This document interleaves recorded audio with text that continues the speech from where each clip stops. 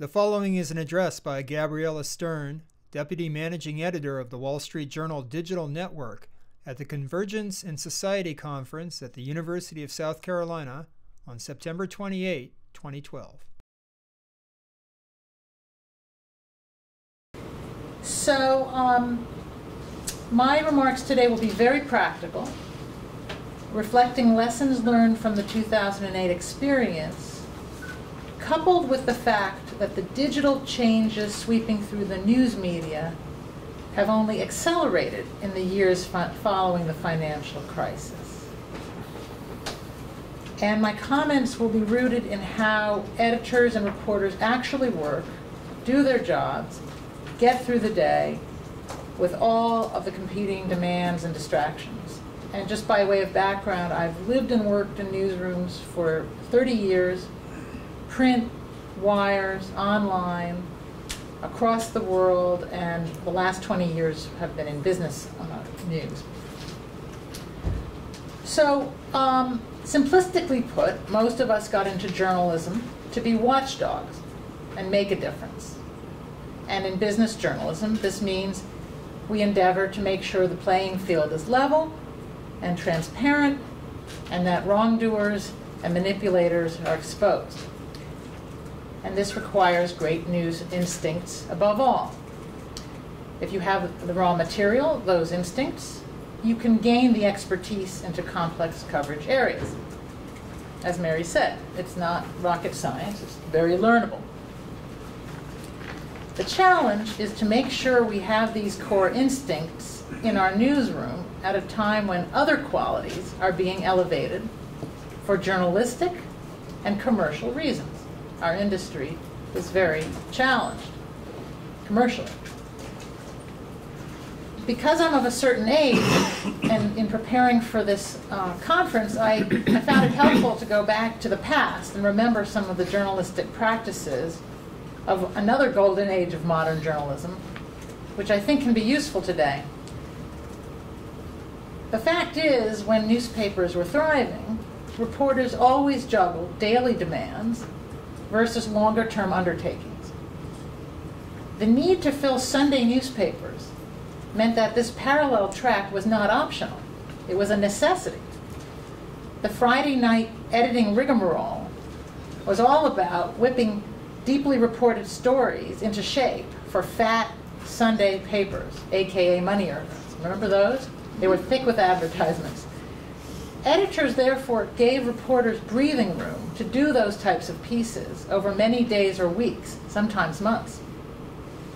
Now that said, even with this built-in incentive for long-form journalism, the press did not do well prior to certain crises, like the SNL fiasco, the tech boom that John mentioned. The press was way too rah-rah about that in the late 1990s.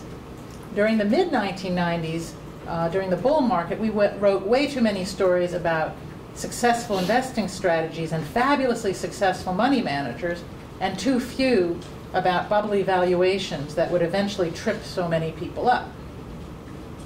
So now we fast forward, the 2008 global financial crisis happens. The financial press is seen to have missed the rot that eventually triggered the global financial crisis. As with any broad indictment of the press, and people do like to beat us up, it's true and it's not true. But we've talked about that a bit today. We'll talk about it probably in the Q&A session, that portion of this session. My focus today is on how to improve the practice of journalism going forward. So let's have a look at the modern day newsroom. The Wall Street Journal and Dow Jones Newswires are representative in many ways, yet probably more fortunate than some news organizations, thanks to a print and online commercial strategy founded on one idea: people must pay for news, whether it's in print or online, or we'll die. So we have the US's biggest circulation paper, a thriving, growing online journal, and a set of specialized, professionally oriented subscription newswires, along with Barron's and MarketWatch. We employ nearly 2,000 journalists in dozens of global bureaus who write for multiple print and online multimedia platforms and various audiences in many languages. So our reporters must deliver fast headlines, quick blogs, relevant video, stories, of course, all while tweeting to enhance either our brand or their personal brands. They want to be on the front page of the print paper, get tons of clicks on the web, and deliver groundbreaking journalism of the sort we got in the business to produce, to make a difference. The cycle is 24/7. There's no big fat Sunday paper to aim for. It's all news all the time. Which brings us to the editor's role. The burden falls on us, the editors, to have the foresight and self-discipline to organize, stock, and structure newsrooms in such a way that all modes of journalism flourish. As an editor who has led newsrooms full of real-time journalists around the world for countless years, I can attest to how difficult it is to maintain this self-discipline, to remember that readers' needs extend beyond their appetite for quick hits of news and insight, to find the energy and stamina to direct one's reporters to work both fast and slow. Yet we still do have probing journalism. Despite the myriad distractions inherent in today's multimedia, fast-paced newsroom, deep dive investigative journalism today is helped, as Mary said, by our, oh well, actually you didn't say this one, but it is helped by interactive graphics, but it is helped by our access to data troves accessible via FOIA or other means, and quickly parsed and analyzed by software-wielding editors who can facilitate computer-aided journalism. Just today, the Journal published an amazing piece on LIBOR, where they looked at hundreds and hundreds of transactions. You can't do that without computer-aided journalism, and indeed a couple of the bylines were some of those computer-aided editors. The flourishing of interactive graphics gives us remarkable ways to convey complex information in accessible ways for readers. And I actually draw your attention to, and I can give you links later, to an amazing interactive graphic that one of our colleagues did last year, where we looked at how banks were overcharging state pension funds, allegedly overcharging state pension funds for foreign currency transactions, and looked at hundreds of thousands of these transactions. We're able to really analyze it in a very useful and startling fashion. A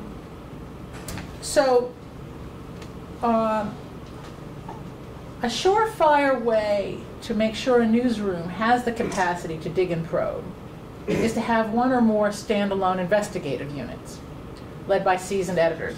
We at the Journal are fortunate to have some teams, including one led by Michael Sicanolfi, whom many of you probably have heard of, who has shepherded innumerable prize-winning projects over the past couple decades. But not all newsrooms have this luxury. And even if you do have such a group, it's still crucial for all beat teams to be able to dig and probe, not just the people who have the luxury of being in a separate unit. Which brings us back to editors managing reporters. Editors who want to oversee a healthy blend of daily news and analysis and longer-term projects might keep the following concepts in mind. I know I'll be doing so. Number one, hiring.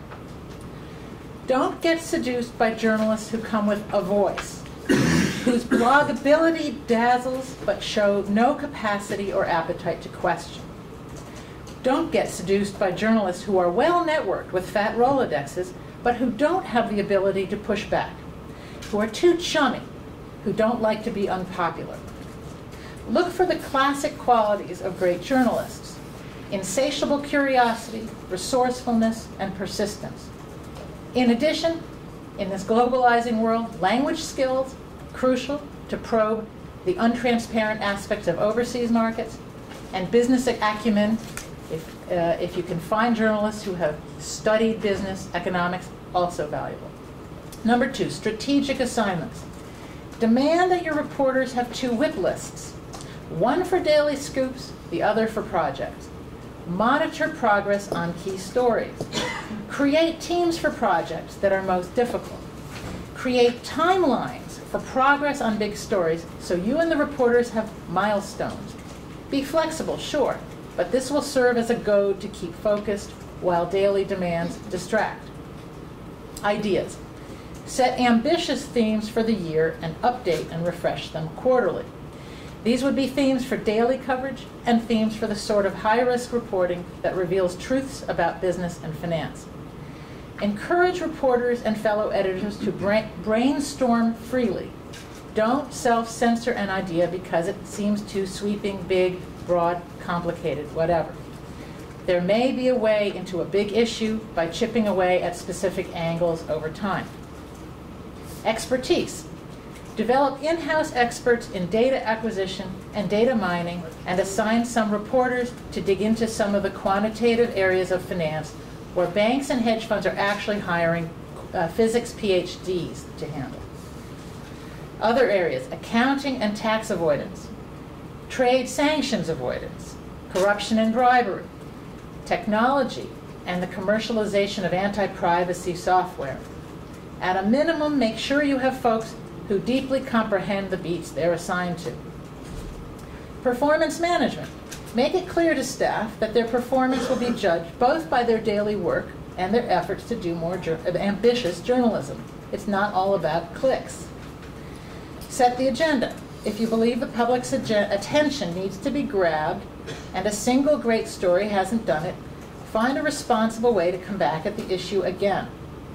We journalists have a tendency to say, oh, I did that story XXX months ago. Well, sometimes we have to do it again. Prizes. They're imperfect arbiters of quality, but they're a useful gauge for measuring success. The exercise of submitting stories for prizes is a way to take stock of what we've done. The nature of prize submissions has evolved, and now the winningest newsrooms submit multimedia packages, stories complemented by those interactive graphics and videos, demonstrating that we've given readers a meaningful, relevant, and high-impact experience. Training. There are useful seminars around the country for promising journalists to attend. Spend the money. If you don't have the money, do peer-to-peer training in-house. Quality control. The type of reporting we're talking about today is risky.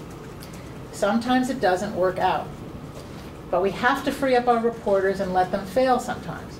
Otherwise, they won't go for it.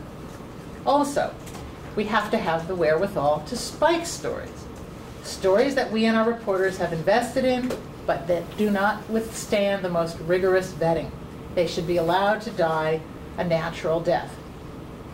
That's it for me. I'm going to wrap up by thanking everybody, and I look forward to the next session, which is a bit of interactive, and then That's right. more interactive.